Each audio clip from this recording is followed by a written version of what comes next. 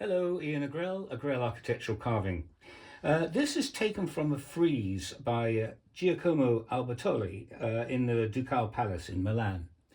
I've always liked it because it has such flow and movement. And this is achieved by the movement over. You see that it looks like it's coming from behind here. I mean, this is common in all good carving, by the way. It's just using this as an example. So you can see it's almost coming from the back and coming over like a wave here. This particular little piece is coming from back here and it's moving over this way. And what really helps to achieve that is complete accuracy of these lines here.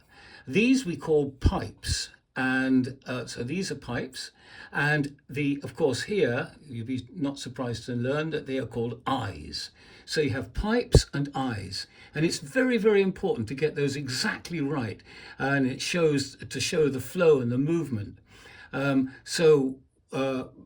We carve the pipes in first, and when those are absolutely set, then the eyes are cut in to follow up the center of the pipe. So they're like folds in the leaf, but they help tremendously to get the movement that you want, which you want to show, and the way the light catches it.